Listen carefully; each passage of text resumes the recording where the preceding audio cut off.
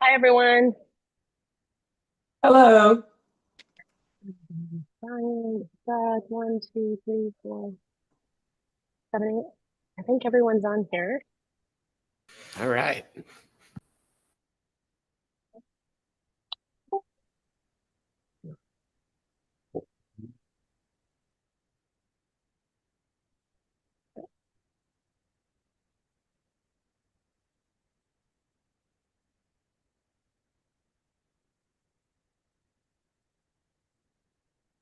Can everyone hear?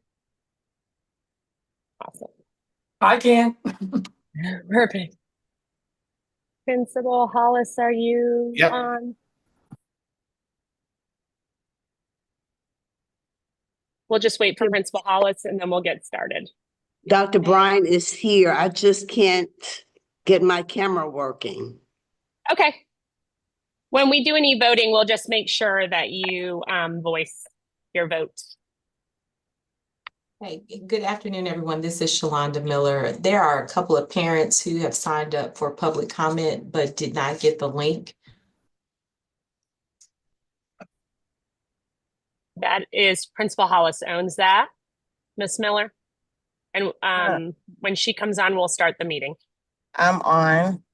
Can you put their emails in chat? I don't have that list.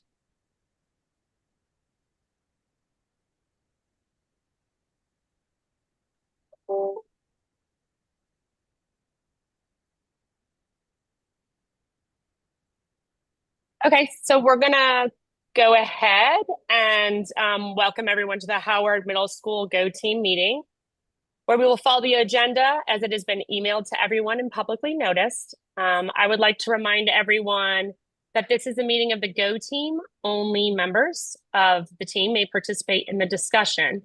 Any members of the public present here are to be here quietly and to listen and observe, but we do have public comment section at the beginning and at the end of the meeting.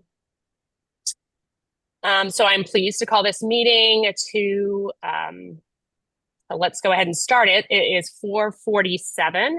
And our first order of business, Hina, could you do roll call, please?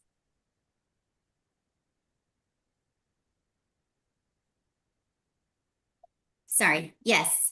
All right. I have Miss Hollis, Present. Mr. Brooks, Present. Miss Elderi, Present. Mr. Griggs, Present. Dr. Bryant, Present. Miss Nolan, Present. Mr. Langban, Present. and then Miss Reiner. Present. Awesome. So we have quorum, Ms. Patel. Quorum is established. So we will go ahead and move on to our first item, which is to approve the agenda. The agenda was sent to you and noticed. There are two items that I've sent to you guys regarding to amend the agenda, and that was to add the public comment section at the beginning that we discussed at our last meeting and voted in the 10 minutes. And then the second item is to fill the community seat. Principal Hollis, am I correct to see your presentation? Are you ready to add that to today's agenda?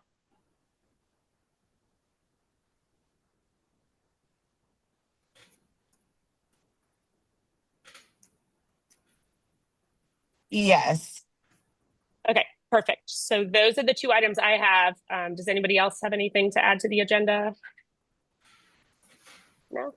The other thing we could propose, because I know Ms. Miller is here, is we could move up her report out as the Howard Go Team representative of the facilities master plan. We can move it up at the beginning so she doesn't have to stay throughout the entire meeting if she doesn't want to. But that's up to you, Ms. Miller, if that would help you or not. I am planning to be here, so the pleasure forward. Okay, so we'll just keep that as it is then, and we'll add those two items. May I have a motion to approve the agenda? I'm moved to approve it as amended. Perfect. And second? I second. Thank you, Ms. Bryant. All in favor? Great. Aye. Tina, can you see everyone's hands? Aye. Perfect. Any opposed? I don't see any. Any abstentions? I don't see any. So it is approved. The next item of business is the meeting minutes from our last meeting. A draft was sent to you. Are there any additions or edits that anybody would like to add on those? No? Okay, so may I have a motion to approve the meeting minutes as you received them and as posted on the website in draft form? I So move. moved. I Who is second. that? Mr. Griggs, great. Mhm. And Miss Nolan for second. All in favor? Aye. Great. Opposed? Abstentions?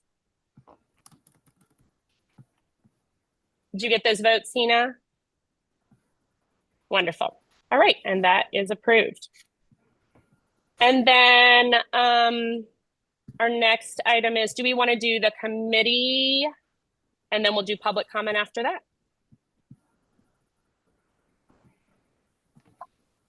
Can we do public comment first? I'm trying to get the PowerPoint up. Sure, no problem. As long as everyone's okay with that. Mhm. So we'll go ahead and go to public comment. I do not see our script, Diane, that I am supposed to read on our website. If you have the verbiage for that and the language for that. So after the organizational meeting, you just use the general meeting script because that's the one where you call the meeting to order because we just moved from action items into discussion usually. So it isn't quite as, there aren't as many action items to take. There's a script that usually we read before public comment is given. Is that correct or no? That I'm supposed to read? I'm sorry. We don't have that from our office. Each Okay. team, some teams decide to do that. Okay. But that is not something that's distributed by our office. It's up to the team to write that if they want. Okay. It just referenced it in that outline. So I didn't know if there was something specific you needed us to read. So we're going to go ahead and take public comment now. And it's 2 minutes. And I believe Principal Hollis, do you have the list, or is that Shalonda? Do you own the list of who signed up for public comment?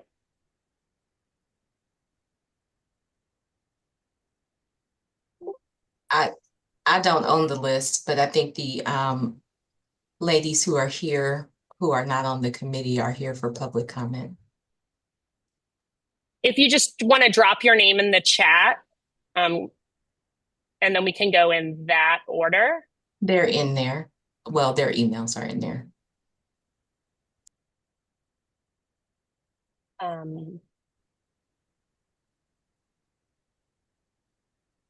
I don't have a last name. Melissa Hawkins. Hawkins? Yeah, I put You my go name ahead. in also. You can go ahead. There we go. Now I see it. Okay, awesome. Hey, everybody. Melissa Hawkins, parent of 3 children, 2 at Howard in the 8th grade and in the 6th grade. And I wanted to talk about and just lift for everybody's attention the math milestones data. I was so excited to see Hollis's report, and not just Principal Hollis, but the report of Howard Middle School with those amazing test scores. And then there was a link that was shared that had the subgroup data. And I'm concerned about the Black and non-Hispanic students. Of the 88 students that took the test, 35% of them are in the beginning learner category, and that's for 7th grade math in spring of 2025. So my now 8th grader would have been a part of that cohort, and there were only 9% of those students that were distinguished. And I know that as a part of the GO team, the mission is through an inclusive culture of equity and collaboration and excellence that all students will be empowered to be innovators and responsive citizens. And then there's a special portion there that's kind of been a block, and I believe this comes from the strategic plan of the GO team, that Black and special educations and ELL students in grades 6 through 8 will demonstrate a 3% increase on the 2004-2005 MAP and ELA. And so I would love to know from, and let me finish that statement there, to close the achievement gap between the highest and lowest performing groups. So I would love to just hear from the Go team. I'm sure you may not have been prepared to share today, but at some later point, what are we doing as a community to help lift this part of our community that comparatively has the largest beginning learner percentage in the MAP testing. I'm sorry, not MAP, in milestones testing. Thank you so much for receiving my comment. Absolutely. Thank you so much for your comment. I should add the public comment section of the Go Team meetings is not a discussion for back and forth.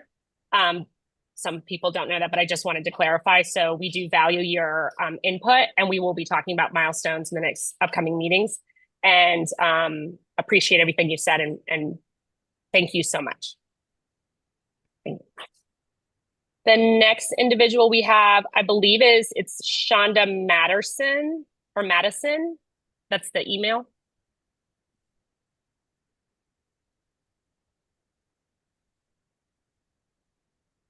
Is Shonda Matterson or Madison on here? Okay, then we're gonna move to Stacy Burton or Stacy White. Hi, my name is Stacey Burton White, and my comment is also about the widening achievement gap between white students and Black and brown students at Howard. I used two different tools to analyze Howard's 7th grade milestone data over the past few years by race, and the results show yet another year of declining milestone scores in the Black and Hispanic subgroups. This data showed a significant drop that was particularly significant in the Black students' scores, where they declined 13 points, and then the Hispanic students where they declined 23 points from 2023 to 2025. It also showed that similar path in math, where white students improved while minority students declined or stagnated. There were also fewer Black and Hispanic distinguished learners. The number one job of the school is to educate children, and the minority subgroup data suggests that's not happening consistently. It's disheartening that Howard continues to be celebrated and rewarded for these high test scores in math, knowing that there's a certain subset going in the wrong direction. I'm also highly concerned about the lack of urgency in addressing this issue and it not being a priority at Howard. Regarding the achievement gap in math, last year, there was an unprecedented number of children getting Fs on their report cards in accelerated math. Several parents raised concerns or requested their kids be moved out of certain classrooms or out of accelerated math altogether. This was not the experience of my now 10th grader when he was in 7th grade math. Eventually, parents stopped complaining and started hiring private tutors to teach their kids. Almost every family I know who could afford it hired a private tutor last year, including me. This is why I think you saw a significant jump in certain demographics milestone scores where other kids declined. So I'm asking two things: create a task force or specific plan to stop the widening achievement gap and to put the impacted subgroups back on the upward trajectory, and two, create a task force to investigate what's happening in math. Lastly, we have some very vocal parents, including some of you Go Team members, who have fiercely advocated in other areas. For example, this exhausting effort to perfect Midtown's capacity and utilization. I would love to see that same energy and urgency focused on the issues I shared today. If we work together, we can change these unfortunate outcomes. Thank you very much, and I'm happy to share the data with anybody who wants to see it. Thank you so much, Stacy, for your comment. And if you would like to drop that in the chat too, we can include the full language in the meeting minutes for both of you. Or if you'd like to send an email. All right, thank you, ladies.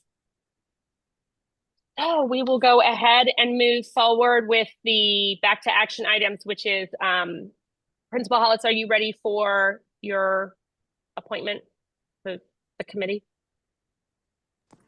Yes. Wonderful.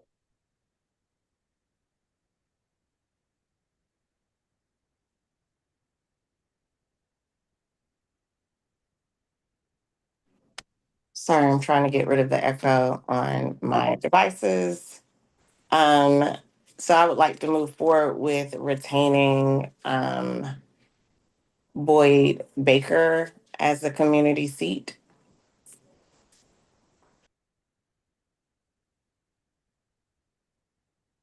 Did you want to give a little background, or is Mr. Baker on here where he could give a little background? He is not on here. He served on the last year and he is a community member and he's a business owner within the community. He has had children to matriculate through the Midtown cluster. And his spouse is a staff member, correct? I'm I not believe sure also. if that's pertinent information for the appointment. It had no influence on that decision. I think it's good to know. I think it's a good perspective. I don't know that it's pertinent to the individual to share the information about their spouse or aspects or of their kids. family. Yeah. Okay. He's a community member. The only eligibility requirement in the bylaws for a community member is that they themselves are not a full-time APS employee. So long as Mr. Baker is not a full-time APS employee, he is eligible. So it's up to Mr. Baker if he wishes to share more information or not once he gets on the team. Thank Wonderful. Okay, so when we are considering to vote on individuals, then Go teams are just told that they're a community member. It's up to the principal, like what they want to ask to share around how this individual is going to bring value to the team, which is fine. But personal information is a little different from, Mr. Baker. I believe Mr. Baker has a business in the community, is a business partner with DT Howard. Principal Hollis, help me out if I'm I'm sorry, I thought she not shared he had accurate. children. I said he had children to matriculate through the Midtown cluster. Matriculate through the Midtown. There you go. Yes. So do you have any other individuals that you brought forward, or are you just bringing one? No, traditionally I just bring one. Is it required for me to bring more than one, Mr. Kobe? Nope, it is the principal gets to bring forward a nomination, and the team then has the right to vote to accept or reject the principal's nomination. If the team accepts the nomination, that person becomes a member of the team immediately. If the team decides to reject the nomination, then at the next meeting, the principal will bring another nomination. The team will go through the same process. So would we like to go ahead and see if there's a motion to approve your nomination for the committee seat as Boyd Baker?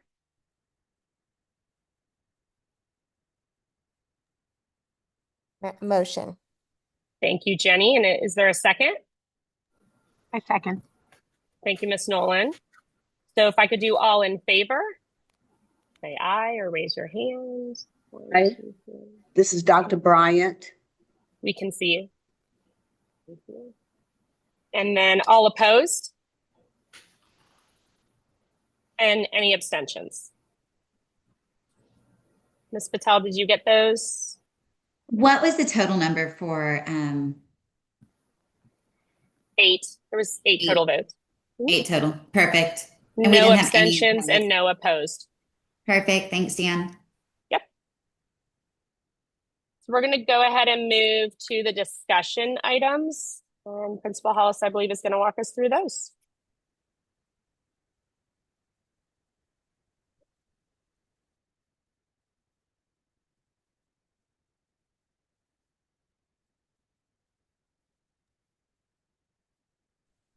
Also, just as a point, should we have Boyd join us?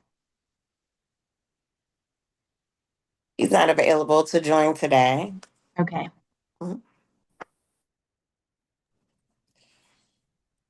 I presume everyone can see my screen.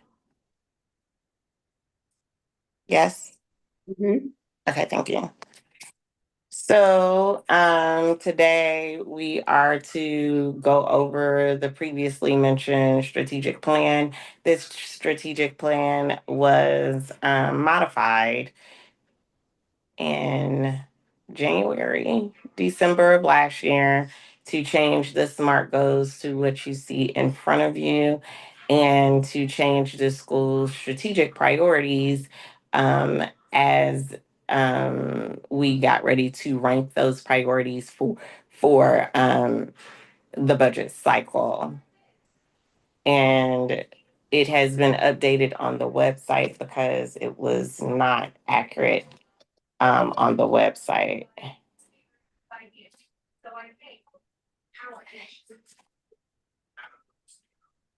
This was the ranking for which we created, or once we decreased the number of goals, not goals, strategic plan priorities from, I want to say it was 14 or 13 to 10. And then we ranked said priorities in this manner.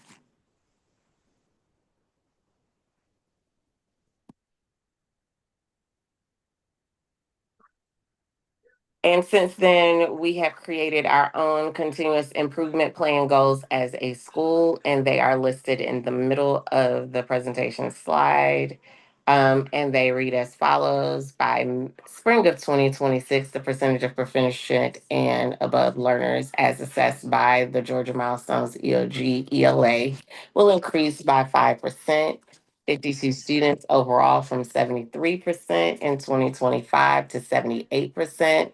The sub goal is Black students will increase by 5% from 36% to 41%, and students with disabilities would increase from 5% by 5% from 24% to 29%.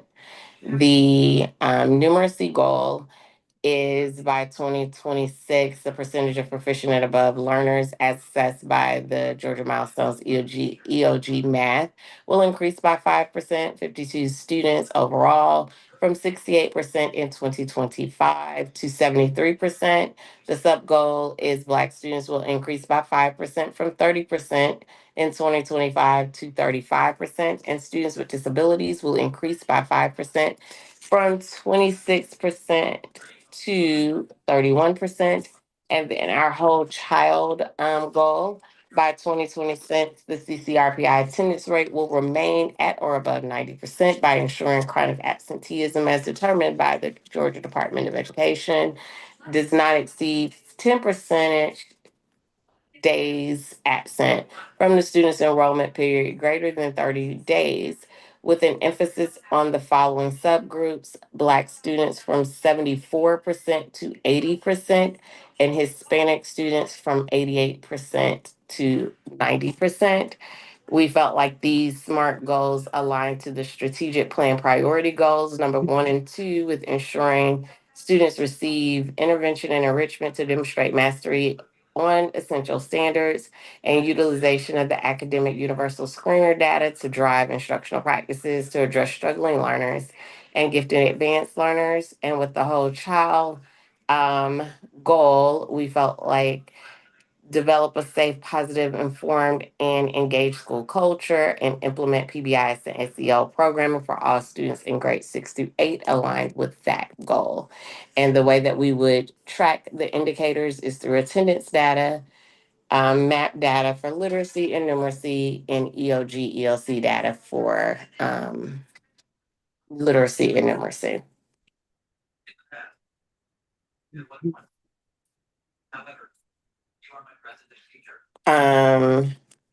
We will go into milestones data from here. So do I have any discussion, comments on those?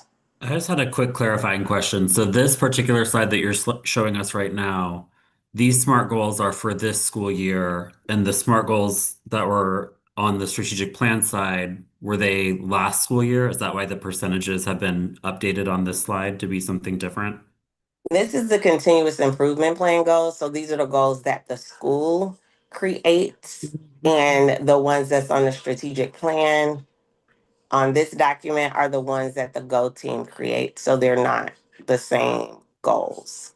And yes, the last time we updated these goals were last year, December, I believe. And so therefore it wouldn't have updated data. It is my understanding that the Go team meeting, the G3 Meeting is where we're supposed to come together to workshop a new version of this strategic plan. Mr. Jacoby, would you like to clarify if that is accurate?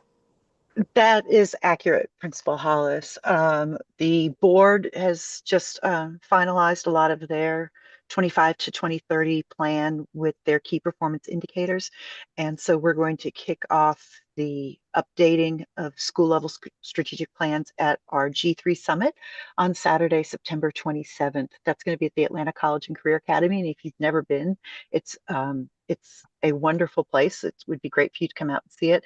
And we encourage as many team members as possible to come to do this work on that day. So please mark your calendar for Saturday, September 27th, and registration should open up this week. All the teams just got their organizational meetings done, so we're getting everybody's emails so we can get that up and going. Thank you so much. Thank you. So our continuous improvement plan goals are due at the beginning of the school year, i.e. July. And so therefore it has more up-to-date data and years.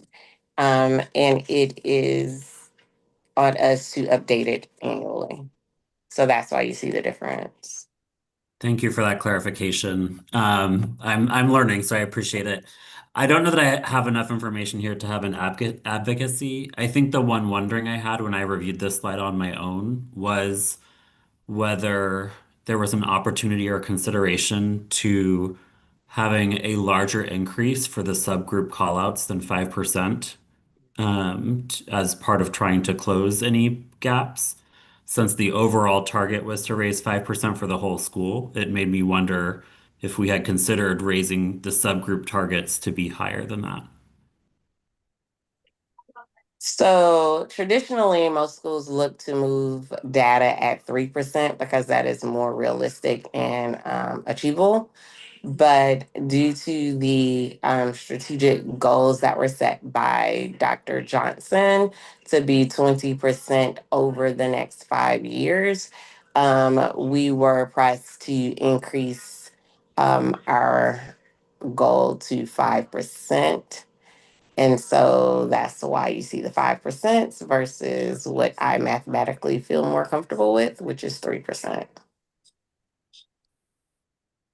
Got it. Thank you. And we really wanted to bring this to you guys early so you weren't seeing it the first time while we were working it. So Principal Hollis is going to review the data and then we can kind of go over the data on our own and look at it and bring thoughtful questions and concerns and ideas to that workshop. Some of the items on the document before, Principal Hollis, do you mind going back to the portion that was this document and this document are adopted from previous years, even prior to Principal Hollis. Mhm. So I think she has some really thoughtful ideas around this. And I know you guys, some of you have worked on other Go teams and have ideas that we can kind of make this our own, maybe reduce it, focus it. And that's really what we're looking to do at the workshop and incorporate some of the new strategic plan from APS. Thank you for that. So going into our data, we're going to start with the EOG data for ELA. And I've given trend data per grade level, and we'll then go to subgroup data, and then we'll continue on through math, science, and social studies. So as you can see, overall, our data is trending. For sixth grade, we are reducing the percentage of students in red. Seventh grade, we're toggling back and forth, but we did reduce by 1%. And then in eighth grade, we hit an increase of the students that were beginning. Overall, as a school, we did decrease the percentage of students in beginning. And you can see that in sixth and seventh grade, the students that were proficient and above increased. In eighth grade, there was a slight decrease. Mhm. When we look at, this is the same thing. The sign. Mhm. Yep. When we look at the subgroup data, which is special ed, EL, and gifted on this particular slide, and this is overall all students, you can see a huge jump in the percentage of beginning learners for EL or ESOL.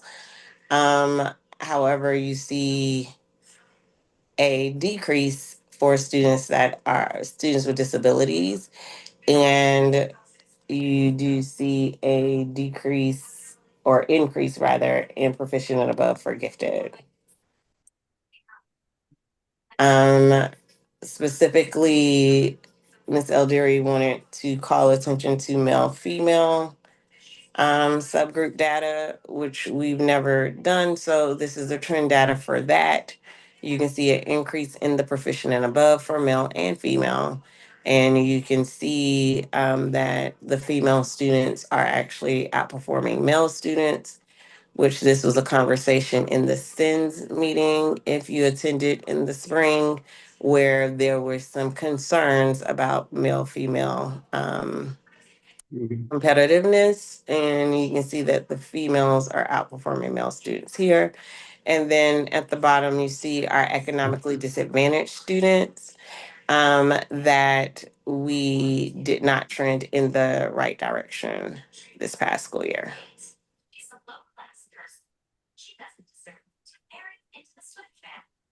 Moving to our Black students, Hispanic students, multiracial, and white students, so by race. You can see that our percentage of students at beginning level overall, all grades, remain the same. However, our proficient and above student percentage decreased. So it did not trend in the right direction. For our Hispanic students, it trended in the wrong direction as well. Um, we had an increase in the percentage of beginning learners and a decrease in proficient and above for last year. And multiracial and white student trends did trend in the positive. Last year, the multiracial students actually did not trend in the positive the year prior, but it did trend in the positive this year. And white students is trending in the right direction. I see that there was a question in the chat. Miss Nolan was asking if you know essentially the size of the population of these demographic groups. Um, yes, in general, not off the top of my head right now. I can look into that and get that to you. Um, of course, the larger percentage of students are white. Um, but you only need 15 students in order to make a subgroup with the state. Male, female is about even.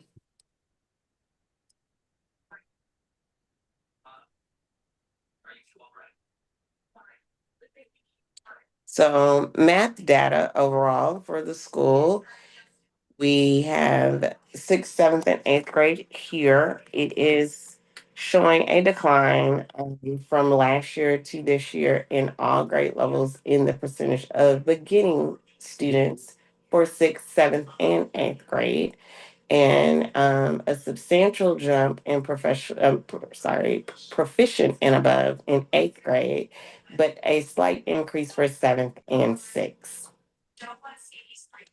When we look at the same data by subgroup, we do see an increase in the proficient and above for students with disabilities, but a decrease, or I'm sorry, an increase in beginning. So a larger number of students in the beginning category for students with disabilities. Our EL data for math is trending in the positive, a decrease in beginning and an increase in proficient. And gifted learners, we have it trending in the positive direction as well. However, we have slightly less distinguished students in that category for math. Male female trends, again, similar to what you saw in ELA or literacy.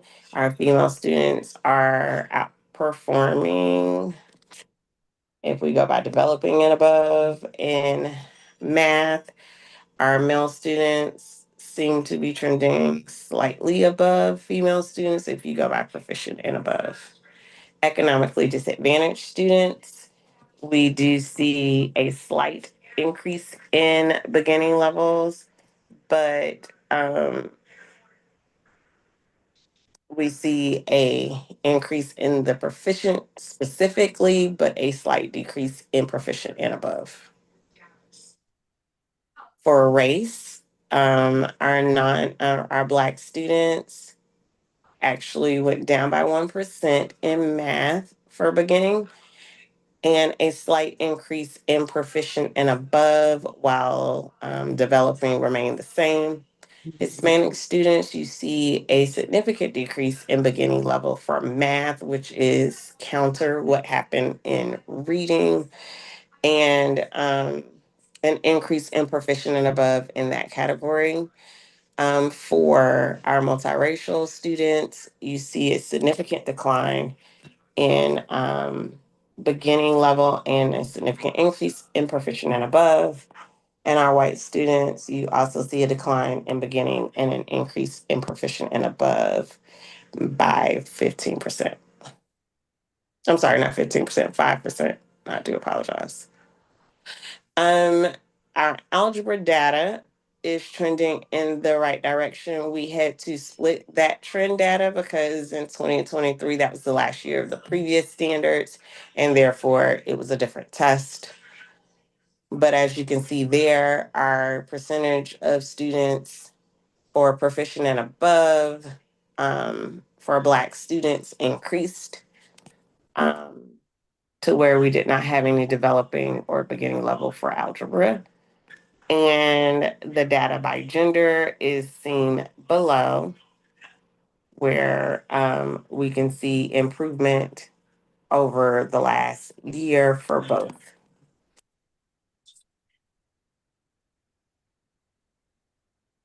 This is continuing with our algebra data by race, and you can see that the percentage of students distinguished increased in all of the categories seen here. And you see numbers on this one. That's another one. So we go to science and social studies, and recall that these are only 8th grade tested subjects. And so social studies, first, we have an increase in the proficient and above last year for social studies, all students. We have a significant increase in proficient and above and a decrease in beginning for students with disabilities. We have an increase in proficient and above for gifted students. Economically disadvantaged, we did not have a positive trend last year. We declined in proficient and above and increased in beginning level learners. And this was also seen with literacy for the 8th graders. Continuing with the social studies subgroups, our male female data, their proficient and above increased last year. The year prior for male students, you can see a decline, but it bounced back in the last year.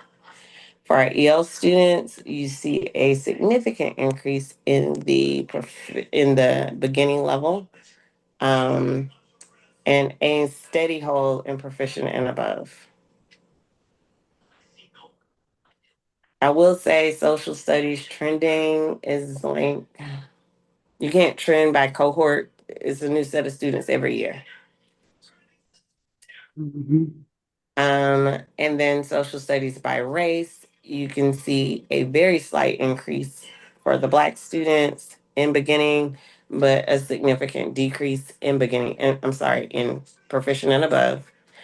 For multiracial students, you can see the opposite, a decrease in beginning and increases in proficient and above.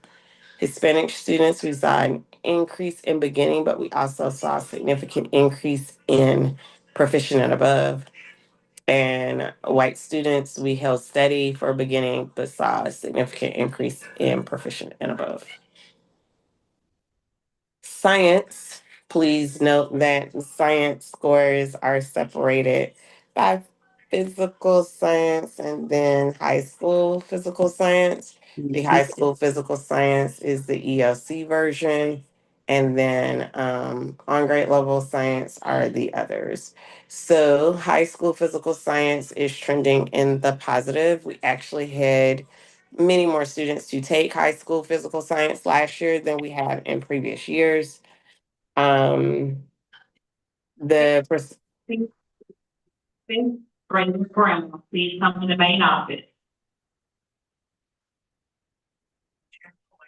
all right, so the percentage of physical science students, Black multiracial, Black, we saw an increase in physical science for proficient and above, but also an increase in beginning.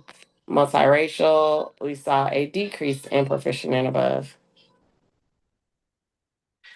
Hispanic data, we saw an increase in proficient and above. And all this is actually high school EOC. And white students, we saw increase in proficient and above.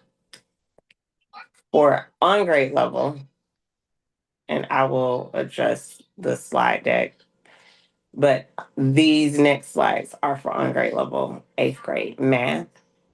You can see overall we had an increase in proficient and above, but the percentage of students in beginning level remained the same. We also had a decrease in the number of students taking on grade level physical science, or 8th grade science. So then when we look at the subgroups, students with disabilities, we saw a significant increase in proficient and above and a decrease in beginning level. Gifted, we saw a significant increase in proficient and above. For Black, multiracial, Hispanic, and white students, race breakdown, we see an increase in proficient and above and a decrease in a significant decrease actually in beginning. The same holds true with the multiracial, a significant decrease in beginning and significant increase in proficient and above. Hispanic students, however, we saw the opposite, a significant increase in beginning and a decrease in proficient and above. And for white students, we saw a slight decrease in beginning, but a significant increase in in proficient and above. So when we compare our milestones data over the years, the first set of data is ELA, next is math, next is science, and last is social studies, and it's school-wide. We are trending in the right direction. We have surpassed pre-COVID data for ELA. For math, we have, for ELA, we've surpassed post-COVID data. If you look 22 to 25, we are not quite yet at the 2019 data. In math, we have surpassed from 2019 to 2024. Last year was 5 percentage points higher than what we've seen in the past. Science, we have surpassed our pre-COVID data, and we are higher than the last 5 years worth of data. And social studies, again, we're higher. It's not significantly higher, but it is higher than pre-COVID data.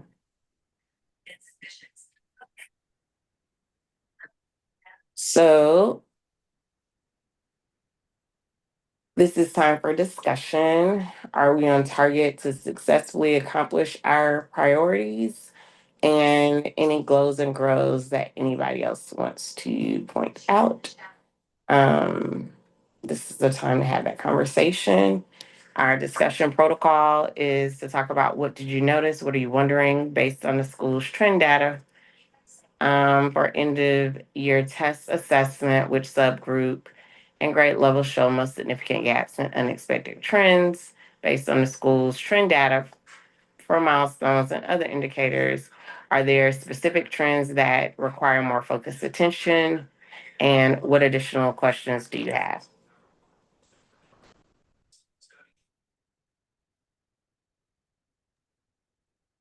And Principal Hollis, are we doing this at the retreat, or are we supposed to do this today at this meeting, or like a combination?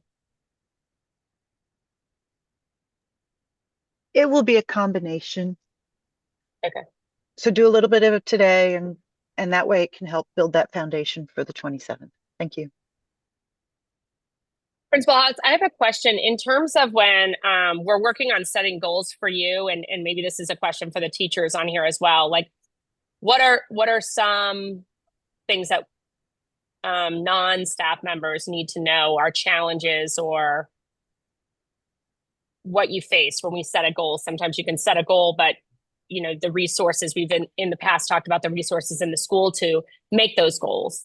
And then the second question I have is, how do you find like making percent goal increases from one year to the next, but having different cohorts? Like, what are the challenges around that? And us writing goals.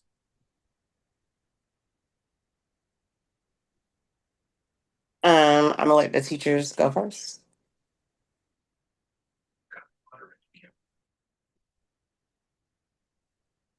I will speak. I teach ELA, so this may be different from other things, and I teach 7th grade.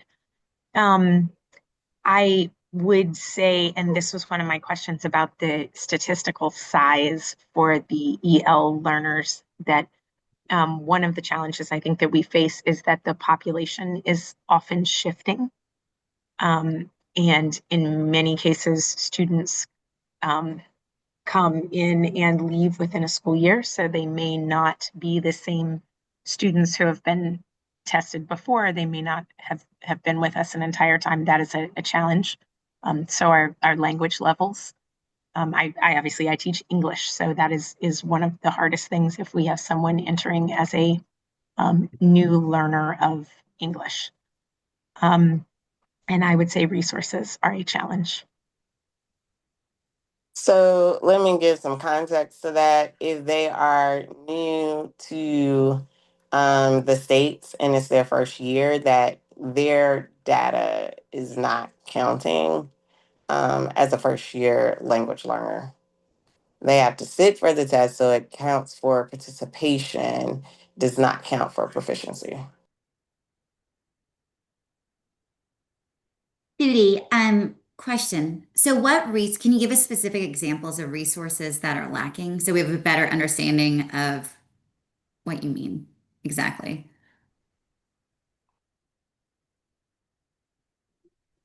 I think Principal Hollis can probably speak to this better than I can, but I would say that time can be a very difficult thing within some of these cases, very honestly. If you have groups that clearly need work, it can be difficult to have enough time to teach all of your students and have enough intervention for some of these students all in the same classroom. And in some cases, it's not all in the same classroom, but often it is. I mean, that's one of the biggest challenges, I think.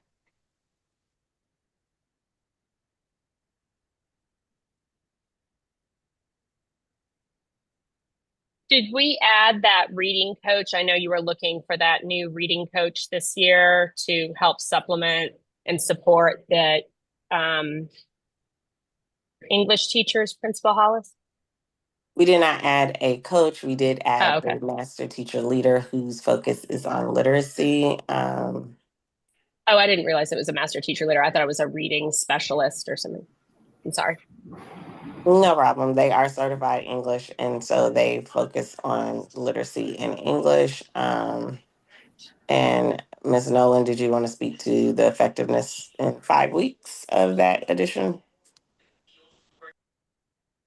No, that can be very, very helpful. Yeah, and so can reading tutors. I actually also thought we had a reading person.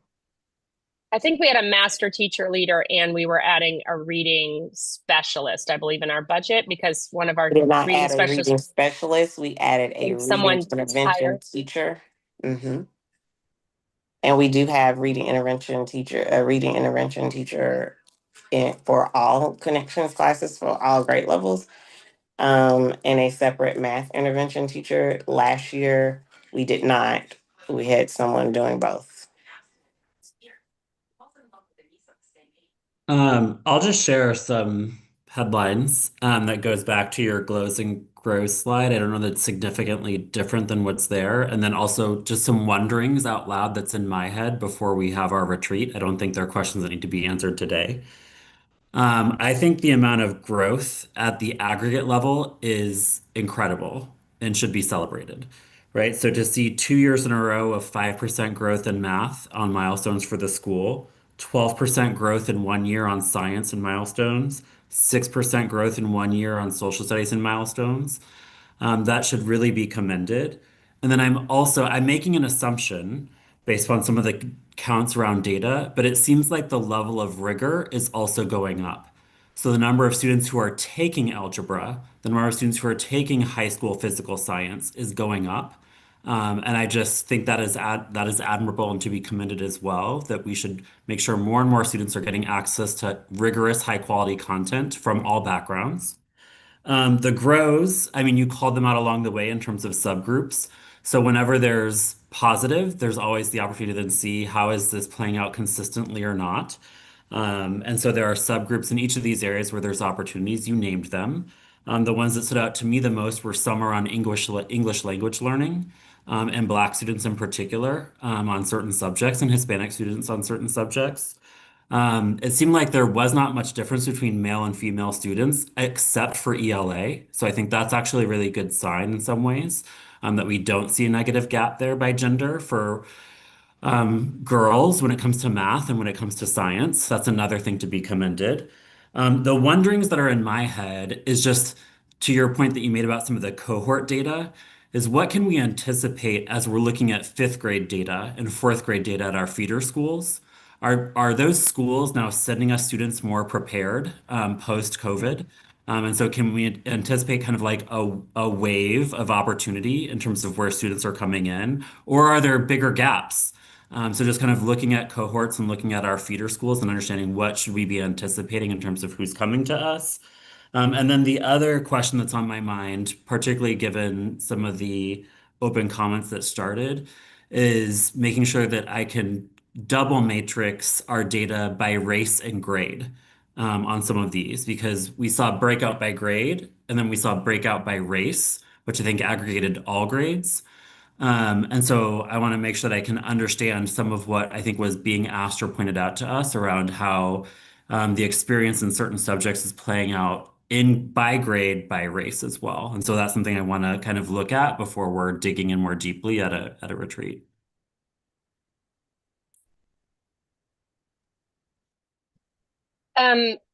Principal Hollis or Miss Jacoby, do you know, is there a possibility of a platform where we can do that, where Principal Hollis is not having to make reports or screenshots and condense them together for us? Is there something where in this process with Dr. Johnson that is a possibility where Go team members can see that a little bit more? The I state know. of Georgia has a website, a Georgia Insights website that probably could speak to you being able to aggregate and disaggregate data per grade on your own and on your own time. I can share that website with you. It was published when the state published the data overall. I don't know if Mr. Kobe has more to add. I know that the district data and information group is working on a dashboard for the public at apsinsights.org that aligns to the key performance indicators. It's, so watch for that. Might that be ready before this retreat? I am afraid I don't know the answer to that question. So.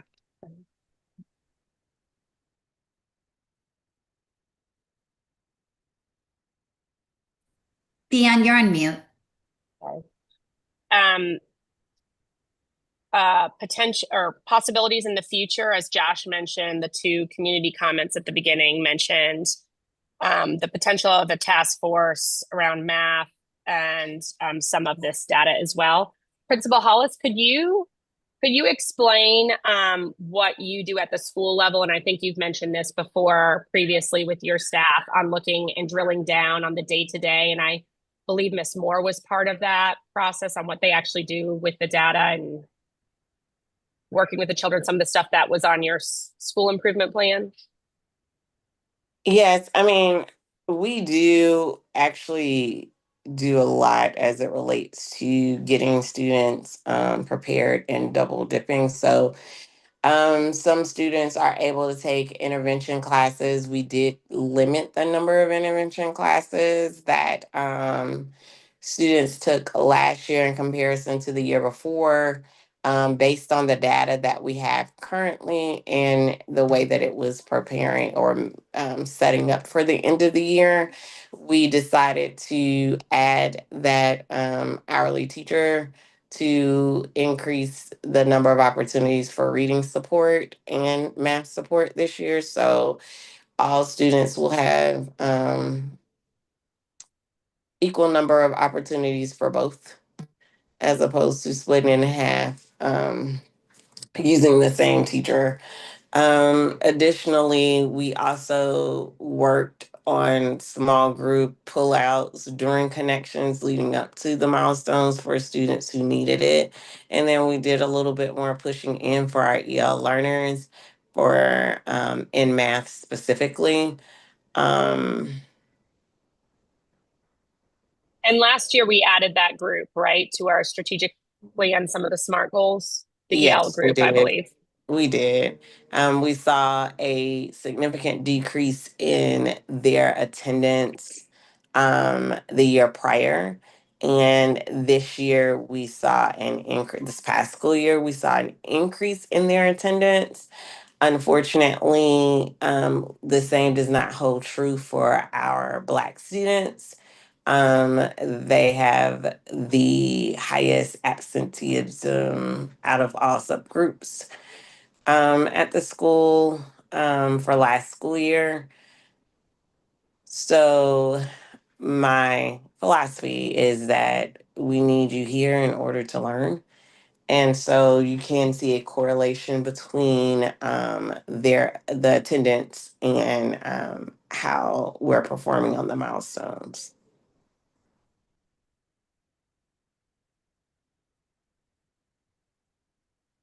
Mr. Langbein, did you want to add anything around math?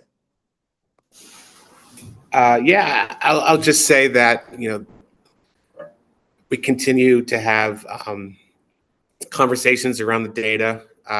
In the classroom, we take that information directly to students and have one-on-one conversations that can be targeted in specific areas where we want to see them, even their math scores are even analyzed at the domain level too. So we can look at specific areas within math where we want to, where we can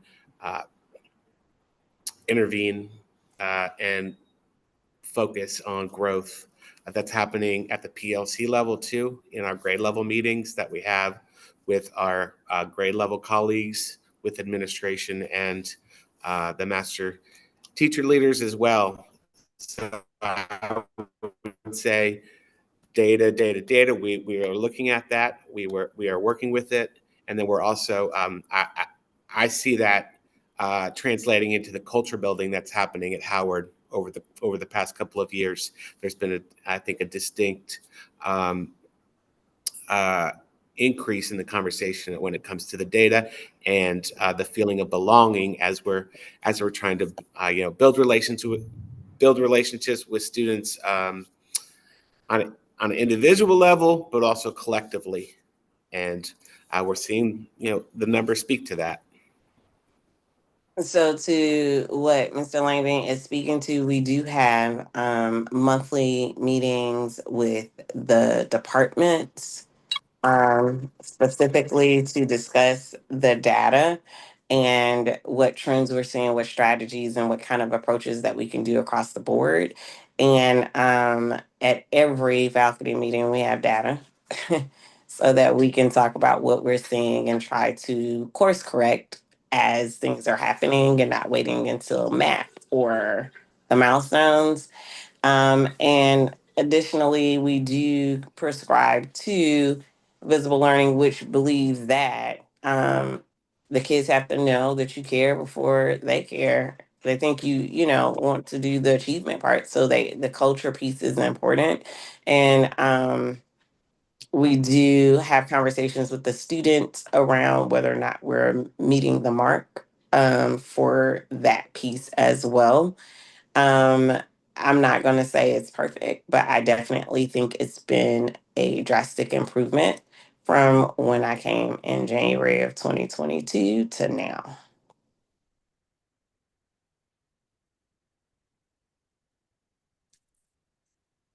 I think this is great, and it really helps start us to have the conversation rather than receive the data and need to talk about it right away.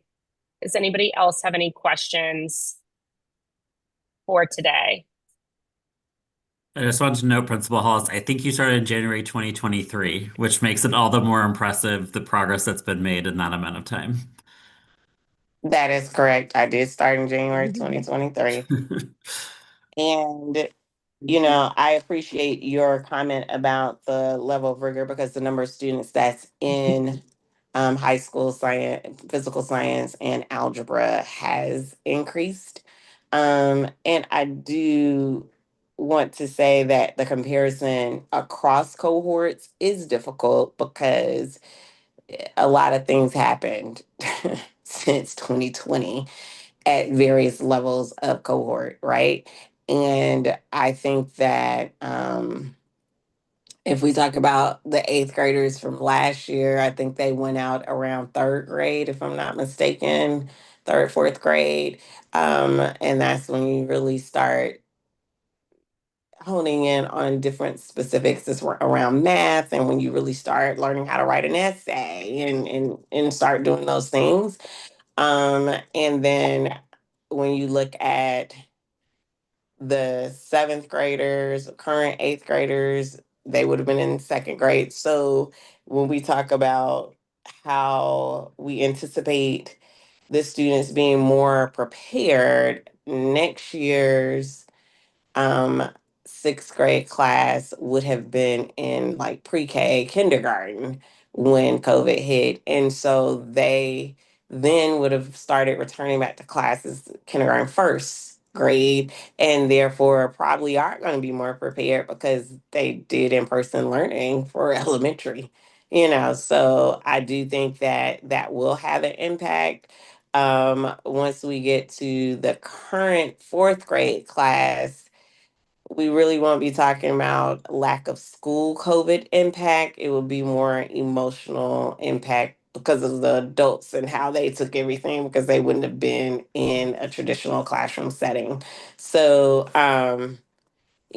I think that the things that you brought up, Mr. Griggs, are important. And then what Ms. Nolan suggested, especially in this current political climate, is very important that there is a lot of movement with our English language learners. And some of it we can control and some of it we can't.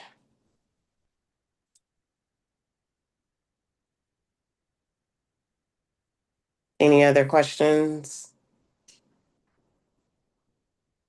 Comments?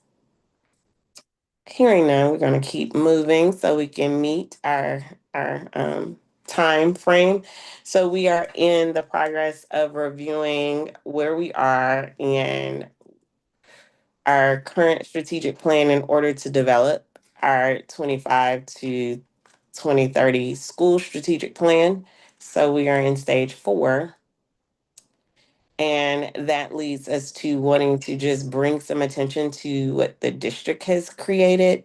So the mission is now we are a community of believers getting back to basics.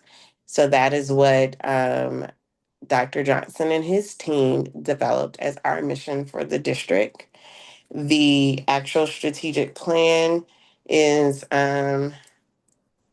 taken here, and of course, it has different goals, but we wanted to bring your attention to what the strategic plan says as its priorities, and more specifically to the right column, because those columns deal directly with what we do in the school level. So we are strengthening our instructional core, we are caring for every child, and we are sparking student curiosity. And I think that these things speak directly to what we do as a school, which also leads me back to the beginning, or even the comment that was made in the open forum.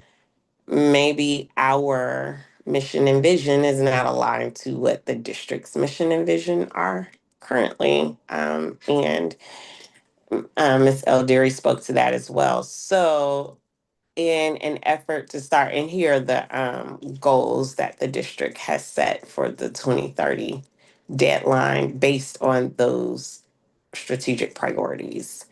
Literacy increasing by 20 percentage points as assessed by the third grade milestones, and then 20 percentage points as assessed by the eighth grade math milestones, and then having a 20% increase in the CCRPI college and career readiness indicator, and using that indicator to determine that students are going to be ready to graduate, enrolled, enlisted, employed, or as an entrepreneur. With that being said, these are proposed thoughts around changing our mission and vision, because one thing that I think is clear is we're getting back to the basics and saying what we are doing, um, and taking all of the verbiage out. So, in order to get us a little closer to what the district's vision or mission is, we felt that we needed to change ours.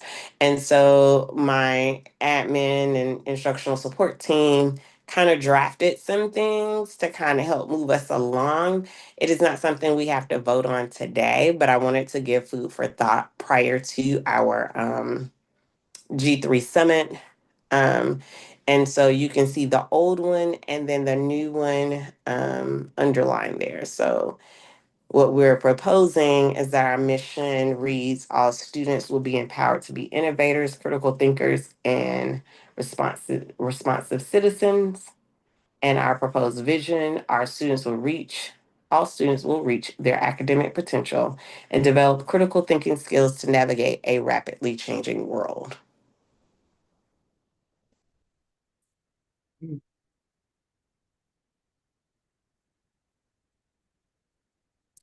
So this is the end of the discussion portion. If anybody want to give any comments or food for thought as we continue to kind of navigate crafting this new strategic plan for the school for the 2025-2030 strategic plan.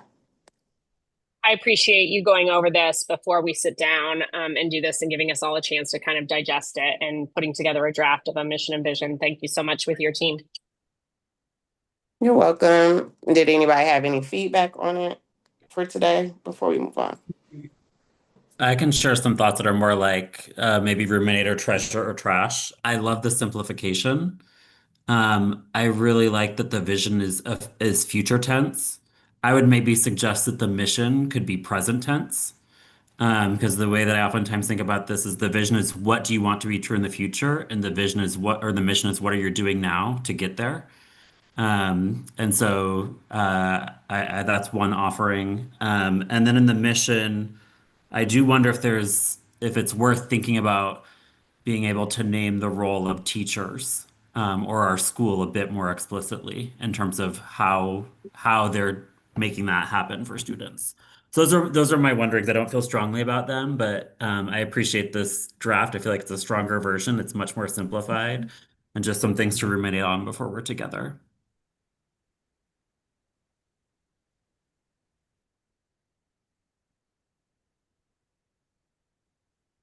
If we're finished in this section, if anybody doesn't have any other comments, then we would move to the informational items, which is going to start with Principal Hollis's principal report. Does anybody else have any comments regarding anything in the information section? Wonderful. So if you guys will spend some time and go over that on your own, so that we can be prepared. Principal Hollis? Yes, so now it's time for leveling and budget adjustments. As we discussed, we did not have an accurate prediction of enrollment. As you can see, our projected enrollment was 1115. Our 15-day count, which was on August 22nd, the enrollment was 1197, which is an 82% differential. And so we were given an adjustment of $606,514. And this is only showing enrollment changes and school reserves because we do not get any Title I Part A or Title I family engagement dollars. And we were not a school held harmless because we met our projected enrollment. Our plan prior to that we approved was for the leveling of 208, for reserves of $208,044. Remember that we borrowed against said reserves in order to get the reading hourly teacher, I think, or it could have been for the substitute, in-person substitute. Either way, we borrowed against this. And so we used some of the monies before we knew that we were going to hit projected enrollment. But the point of this was to kind of say, if we were able to hit our projected enrollment, what did we say we were going to do with the money? And we talked about paying for the field trips that the students are doing towards STEAM, professional development, materials and supplies, because we had taken materials supplies down very, very far for the number of people that was going to be in the building.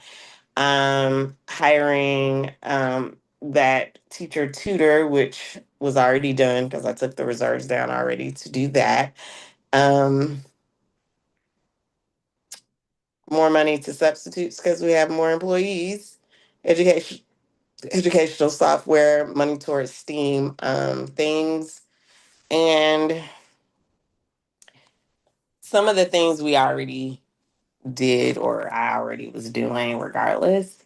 And then these are the things that we're doing now that we're getting the money back in order to deal with the 82% differential.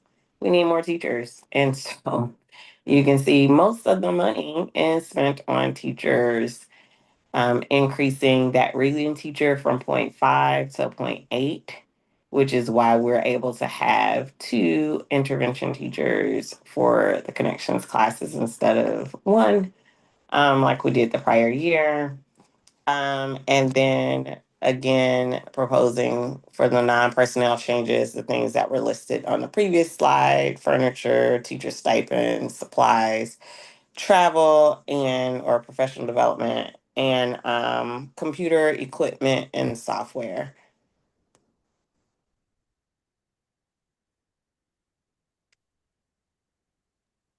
Those teachers added, are they, what grades are they in? Are they all in the same grade or how are they? 2 would be in 6th, 1 in 8th. So 1 ELA and 1 math in 6th, or how are they distributed? 1 ELA and one math, yes, in In sixth, sixth. and then one ELA in eighth. And how is that going to be rolled out, or when is that going to be rolled out? When is interesting. I just posted it on Friday, so we got to get applicants. And the actual leveling template for the budget for approval is not due until Friday, so I cannot start making any real changes before Friday.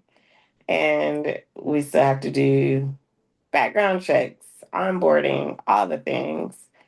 Best case scenario, October 1 is when sixth grade teachers should feel some relief, if at all possible before then, but I'm more of a realist.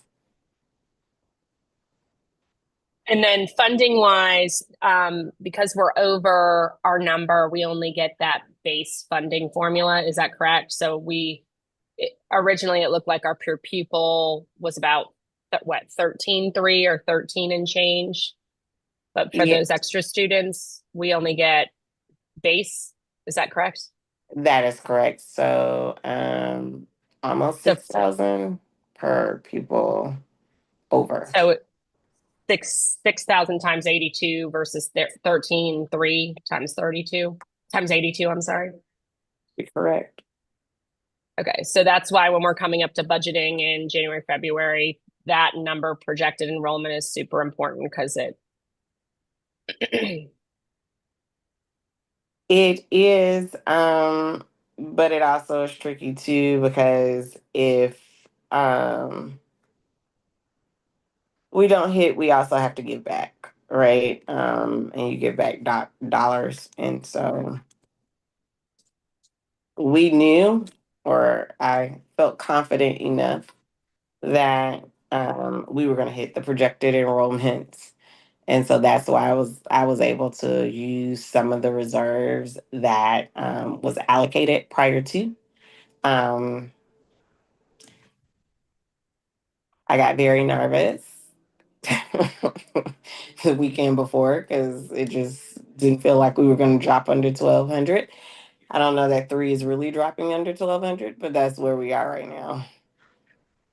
And just for my context, because I'm new, the projected enrollment, that's a number you were given by the district, or that's back in January, that's when you got to select that number. Oh, I don't get to select, but yes, that was what I was given. That's what I assumed, but I thought I'd check.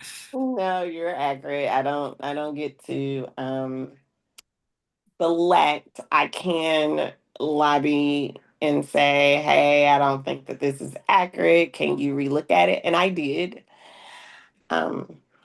Yeah. Ms. Hollis, what are you guys at today with enrollment? Sure. 1192. 1192. Okay. Can you believe that some people, a couple home school kids said that we were too rigorous and they wanted to go back home? so, so yeah. But it'll keep moving and adjusting regularly, and then it settles down, I think, around November.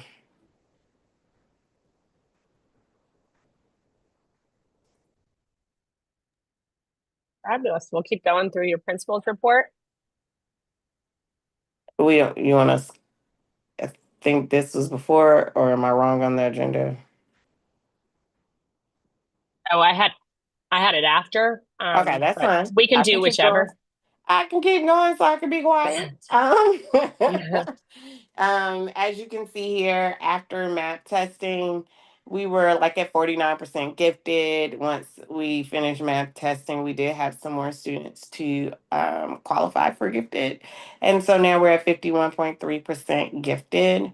Currently sitting at 10.2% for students with disabilities and 3.9% for ELL students. 46 is that number. Right now, you can't really pay any attention to CCRPI attendance rate because You have to have attended school for 30 days before it starts counting in the negative.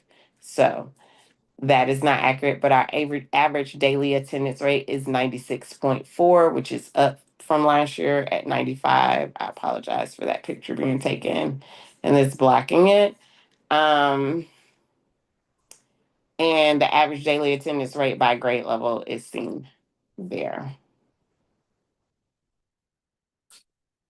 And then, we have principal coffee coming up next week. Is that on the 11th? I believe it's this Thursday. Oh gosh. Okay, so this week. And we're talking about our learning dispositions, and that is just really how we think, or the tools or skills that we believe that students need to know how to, or know how to do in order to learn at David T. Howard. And the students helped us to develop these. And so we'll be sharing those with parents and caregivers. And then remember, the G3 Summit is on September 27th from 8:30 to 2:30. And that's all I have for the principal report. Fabulous. So the cluster advisory team has not met yet. So there is no report out on that. And then so we'll go into finish up with the comprehensive long range facilities planning update. Some of you who were on last year know that the end of last year, APS asked Go Team chairs at the time if they would serve on the task force for their different clusters. They were able to accept, or you'll see in some schools and some clusters, it might be the vice president or the vice chair or the secretary. So it went down on who was able to do it.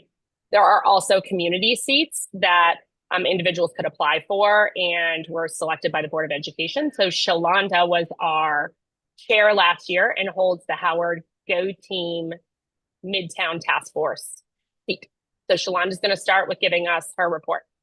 And then I'm a community member and we'll give an addition. The main takeaways for tonight is, if you have time at 7 p.m. today, there is going to be a virtual call targeted towards our cluster and the Washington cluster to discuss overly populated schools. And there's also going to be a follow-up on that in person for Midtown cluster on September 10th. That's this Wednesday at Midtown. And I keep messing up what time it starts. I think it's at 6, but it might be 6:30. Let me double check. 6:30 at the Midtown High School in the auditorium. Otherwise, the proposed plans, scenarios have been released, and the board APS is asking for as much feedback as possible on those. So if you haven't looked at them and given some feedback back, please do. It's critically important that we participate in that way so that APS can know what the priorities are for us.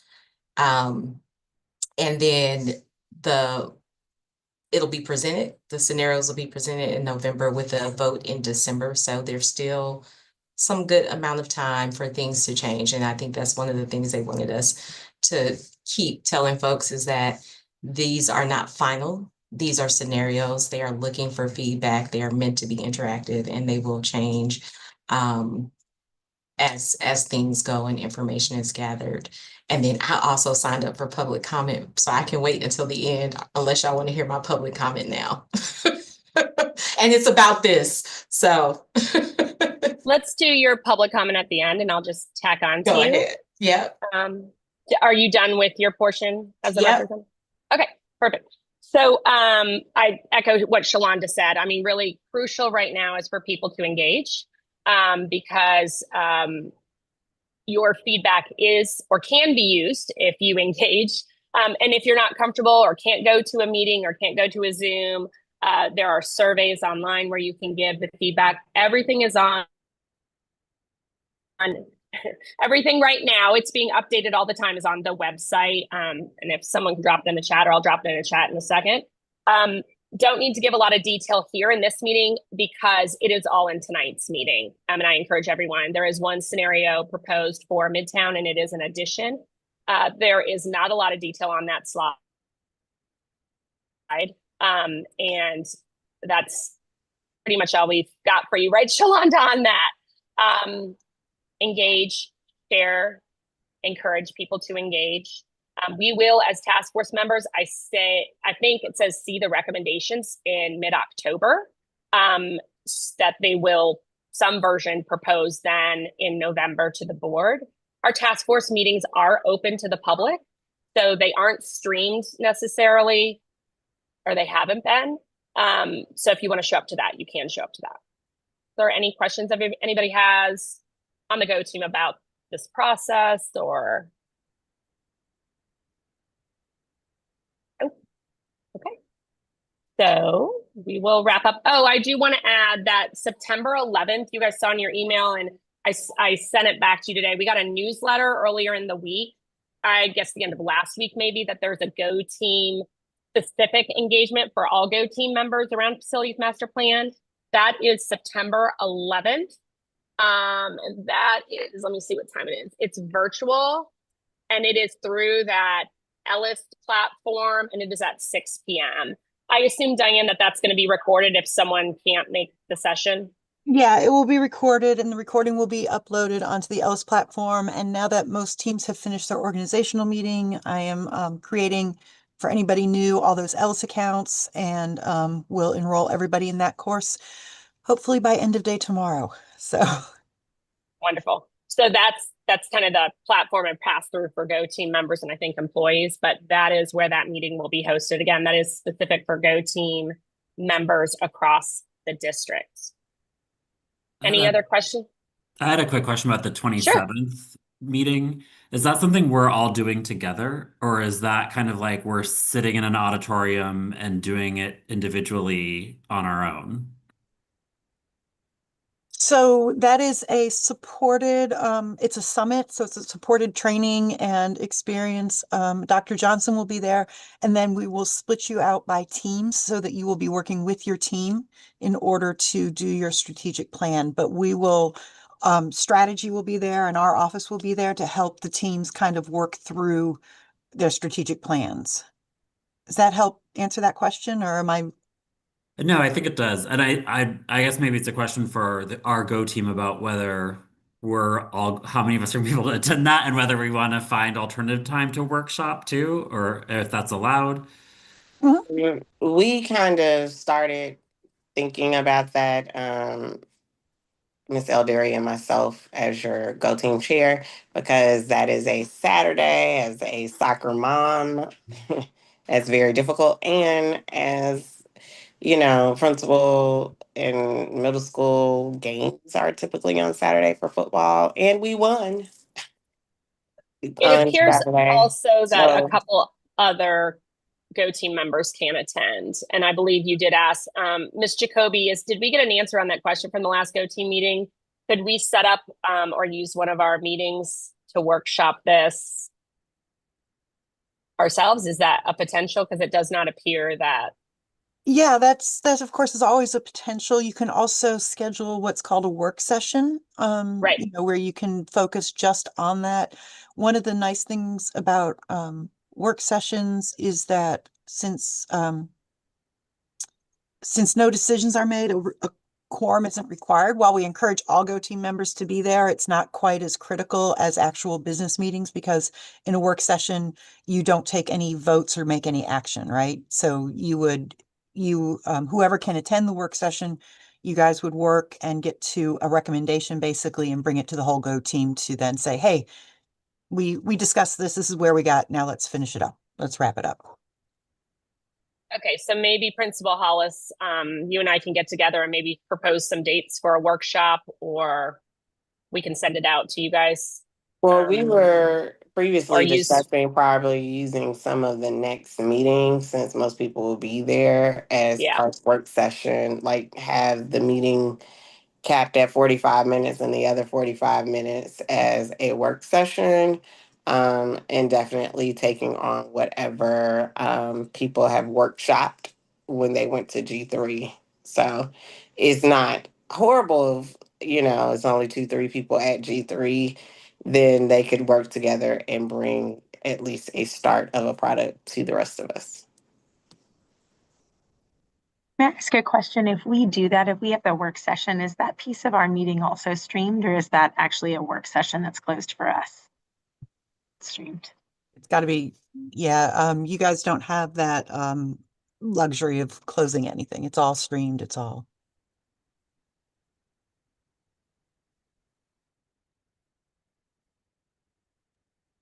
All right, so if nobody has any questions about the long range planning, any other announcements? Nope. So we're going to go into our last public comment section. Miss Miller, and I believe I did see at some point, I believe Shonda Madison was on here. Is she on as well, Miss Madison? Yes. Do you want me to go first? Maybe give Sure, her. go ahead. So I just wanted to, as a former Go Team member, just remind this group that you all have a lot of influence in the community, and the things that you say and publish impact how people feel and how they react. And to just be, I know you guys already are super diligent and cognizant of that, but to make sure that when we are sharing things, we're sharing data and information. Sometimes things, especially on social media, get very anecdotal and emotional, and may or may not help us get to a resolution that's best for everybody's children, not just our particular children or the children that we have a specific interest in. So I just wanted to reemphasize that, just making sure that we are careful with the power that we have. Not we, because I'm not on the Go Team anymore. Thank you. Thank you for your comment, Miss Miller. And is Miss Madison, I see you are still connected. Did you want to make a public comment? I did not see Miss Madison had signed up for a public comment. Miss Miller put her name in the text chat as someone who signed up for public comment. I understand, but I was just going by the Apologies. form. It's okay. I was just going by the form, and the people who signed up are the ones who have spoken.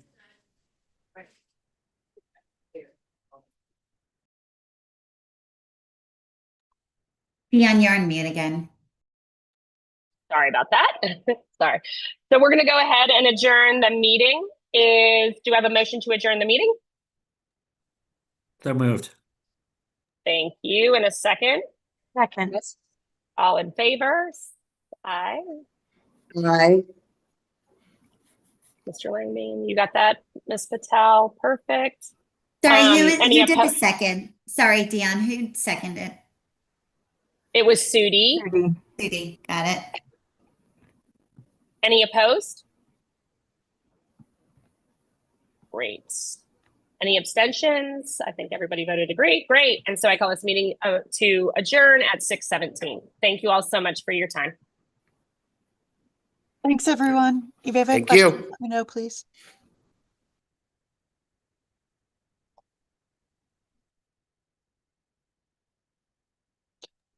Diane, question. Sure. How can I get a copy of this transcript?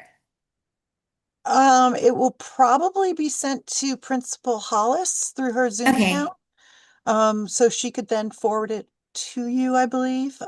If not, Principal Hollis, reach out to me and I can help you find it. Perfect. I just want to make sure this is my first time taking notes. So if I could just go through the transcript, that would help. Yep, absolutely. No Okay. worries. Awesome. Thank you. I think it also sends a summary, so. Okay, perfect. And Hollis, you're doing awesome. I know it's a lot at the beginning of the school year, but you're doing great. So keep doing it. We can't hear you for some reason. I said, thank you. I appreciate that. Okay. Yeah. All right. You may want to stop streaming to YouTube, Principal Hollis. Yeah, I did press that. That's all right. And it's It's not Monday. We're all good.